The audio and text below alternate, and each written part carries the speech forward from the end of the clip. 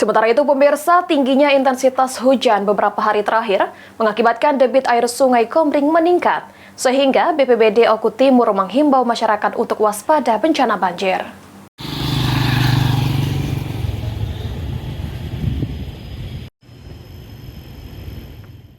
Tingginya intensitas curah hujan dalam 1 bulan terakhir mengakibatkan debit air Sungai Komering menjadi meningkat, sehingga Badan Penanggulangan Bencana Daerah Kabupaten Ogan Komering Ulu Timur menghimbau masyarakat untuk selalu waspada akan bencana banjir yang dapat menerpa sewaktu-waktu.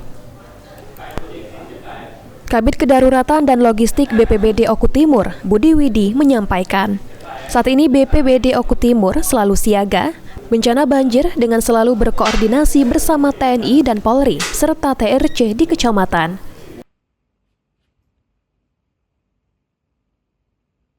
Saat ini Oku Timur juga kita selalu siaga ya, masalah banjir kita siaga darurat bencana.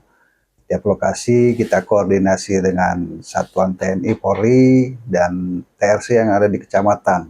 Rawan bencana khususnya yang pasti kalau daerah banjir itu aliran Sungai Komering ya, seperti Bunga Mayang, daerah Batu Raja Bungin, terus BP Peliung Negeri Agung, Bantan, BP Peliung Bantan, terus Raswan, Madang Suku 1 ya, terus Semendawai Barat sampai Cempaka. Kalau Cempaka hampir seluruh desa itu sangat rawan.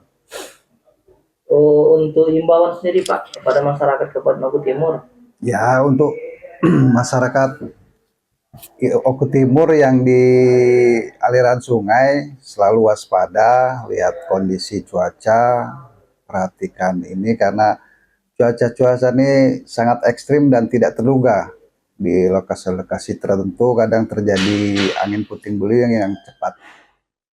Saat ini untuk titik yang menjadi rawan kebanjiran di Kabupaten Ogan Komering Ulu Timur terdapat di sepanjang aliran Sungai Komering yang tersebar dari Kecamatan Bunga Mayang hingga Kecamatan Cempaka. Elvandri Jeffriyadi, PAL TV.